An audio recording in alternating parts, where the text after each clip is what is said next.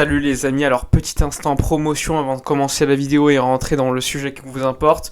Dans la description, je mets tous les détails d'un site internet partenaire qui personnellement m'a toujours donné satisfaction. Si vous avez des questions, venez dans les commentaires sur Instagram me poser tout cela. Personnellement, j'ai commandé quelques maillots, sont somptueux, ça fait 2-3 ans que je suis avec eux, j'ai jamais eu de soucis. Maillots de bonne qualité, ce sont des répliques, je le rappelle. C'est pas très cher, il y a un code promotion à 10% si vous l'utilisez, donc ça c'est plutôt bien. Donc si vous avez encore une fois d'autres préoccupations, allez-y dans les commentaires, je répondrai. On commence maintenant la vidéo. Alors les amis, j'espère que vous allez bien. On va revenir sur pas mal de sujets, ça fait quand même pas mal de temps. Donc actualisation, pas mal de nouvelles informations. Il y a eu tellement de choses qui se sont déroulées ces 3-4 derniers jours, donc on va y aller. On va commencer évidemment par le mercato, comme vous l'avez probablement vu. La piste Rafinha, ça s'est quand même assez largement refroidi suite à des informations qui nous annoncent que Arsenal, Chelsea, même Tottenham proposait beaucoup plus d'argent que le Barça à Leeds United, malgré une dernière tentative où le Barça a proposé 40 millions d'euros plus bonus à Leeds United. C'était bien trop tard, hein. Il y avait déjà un accord à 65 millions d'euros, vous l'imaginez, entre Chelsea et Leeds United. Donc au moment où je fais la vidéo, il ne reste plus qu'à Chelsea qu'à trouver un accord avec le joueur pour que le transfert soit effectif. De l'autre côté, on sait que Chelsea compte également signer un joueur comme Sterling. Ça ferait donc 2 ailiers pour l'équipe de Chelsea. Et ainsi, c'est lié, un joueur comme Dembélé, qu'on annonce avoir seulement 2 offres, notamment de Chelsea et du Barça, se retrouvait sans club pour l'instant à 2-3 jours, qu'il soit libre. Donc pour l'instant, ce qu'on sait, c'est que Ousmane Dembélé a une offre du Barça qui n'est pas élevée, et de l'autre côté, une offre de Chelsea qui vraisemblablement est devenue caduque, puisqu'ils vont prendre possiblement Rafinha et Sterling. Donc difficile situation pour Moussa Sissoko et son joueur. De l'autre côté, le FC Barcelone dans une situation où il risquerait de ne pas avoir d'ailier droit carrément dans 2-3 jours, sachant que je le rappelle, la pré-saison elle commence le 4 juillet. Et pour l'instant, Xavi, il va se retrouver avec le même effectif. Il n'y a pas eu de départ, pas eu d'arrivée. Donc c'est quand même plutôt préoccupant. On sait que néanmoins, les arrivées de Kessie et Christensen seront annoncées entre samedi et dimanche. Mais quand même, pas de départ important. C'est que le Barça doit se débarrasser de pas mal de joueurs dans l'effectif, mais dans les faits, pour l'instant, personne ne part. On sait que Clément Lenglet a une offre de prêt avec option d'achat de Tottenham.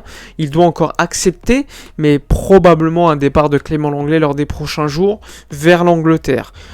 Sinon, à part Umtiti, qu'on sait maintenant qu'il va partir, sinon les autres joueurs, pour l'instant, ça bouge pas. Mingueza attend encore qu'il soit fixé sur son sort. Le Barça en attend 5 millions d'euros, mais pour l'instant, pas de club toque à la porte.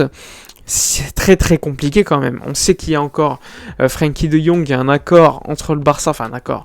On est très proche d'un accord entre le Barça et Manchester United, aux alentours de 65 à 85 millions d'euros avec bonus compris. Donc c'est quand même un prix très bas par rapport à la valorisation d'un joueur comme Frenkie de Jong, selon moi, qui devrait être estimé à 120-130 millions d'euros, quand on voit que Declan Rice est estimé à 150 millions d'euros par des clubs anglais. Je suis désolé, t'es en face de Manchester United qui veut absolument signer Frenkie de Jong, un club anglais qui a toujours beaucoup d'argent, qui dépense énormément d'argent dans le mercato. Quand tu vois que Ferran Torres nous a coûté 55-65 millions d'euros, ok, avec un petit salaire, mais quand même, moi je trouve ça quand même préoccupant. Normalement, un joueur comme ça, tu le gardes, et si tu le vends, c'est vraiment qu'il y a une offre impossible à refuser. Et là, pour l'instant, pour moi, c'est pas le cas. Néanmoins, de l'autre côté, pour l'instant, l'entourage du joueur continue à dire que le joueur veut rester à Barcelone. Donc, il n'y a pas encore d'accord entre Manchester et le joueur. Alors que la presse anglaise nous explique que l'accord avec le joueur ne devrait pas poser souci. Donc il y a encore une fois une différence entre les médias espagnols et les médias anglais. Donc on verra bien qui aura raison lors des prochains jours concernant le dossier Frenkie de Jong. Donc aujourd'hui, On est quand même quasiment au début du mois de juillet, la pré-saison va bientôt commencer.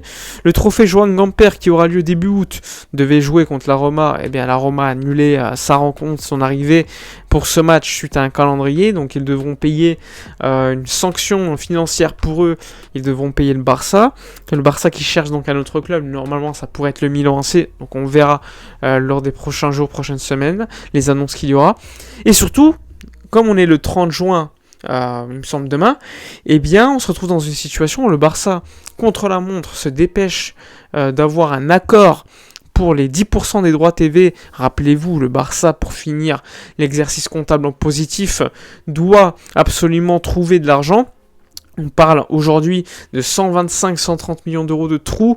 Donc avec la vente des 10% des droits TV avant le 30 juin, eh bien tu pourras finir l'année en positif. On parle de 205 millions d'euros, ça devrait être annoncé normalement ce mercredi, si tout va bien, donc à un jour de la fin du délai.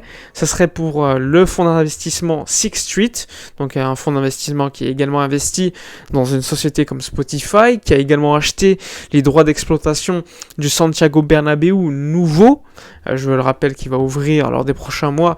Donc ils ont investi pas mal d'argent pour avoir 30% des droits d'exploitation du Bernabéu pendant une certaine durée. C'est un petit peu comme nous avec les droits TV, mais là c'est pour le droit d'exploitation commerciaux du Bernabéu. Donc c'est un petit peu la même chose. Les clubs espagnols, pour être compétitifs de toute façon sur le mercato face à des clubs États ou à des clubs qui reçoivent des mannes financières énormes, soit avec des propriétaires très riches, soit avec des droits TV énormissimes, eh bien ils doivent vendre d'une certaine manière des droits d'exploitation pendant une certaine durée pour rester compétitifs. Ça devient quand même assez préoccupant pour les clubs espagnols qui ont énormément de mal à recruter aujourd'hui. Donc on a fait à peu près le tour. Pour l'instant on attend, concernant la piste en défense centrale, on attend toujours s'il s'agira de Koundé ou non. Pour l'instant Koundé, ça bouge pas beaucoup. De toute façon le Barça, avant le début du mois de juillet, on va pas bouger. Le Barça va augmenter son offre pour Lewandowski, qui est la priorité, à 40 millions d'euros plus bonus, qui est déjà élevé vu son âge, vu qu'il lui reste un an de contrat, etc. Ensuite, lorsque le Barça aura réussi ou non de le signer, eh bien ils iront sur d'autres joueurs à signer, c'est-à-dire Koundé ou d'autres. Pour l'instant, le club ne va pas bouger, parce que pour l'instant, il reste soumis au fair play financier de la Liga. Pour pouvoir signer des joueurs, il doit d'abord vendre des joueurs, comme vous le savez, tant que tous les leviers économiques n'ont pas été enclenchés. Pour l'instant, un seul levier économique sera enclenché, il en reste 2, voire 3. Donc il va falloir encore une fois attendre que tous ces leviers économiques soient effectifs, et on pourrait attendre jusqu'à la fin du mois de juillet. Et ça c'est quand même assez inquiétant, parce que la Liga va commencer mi-août, il me semble, début août.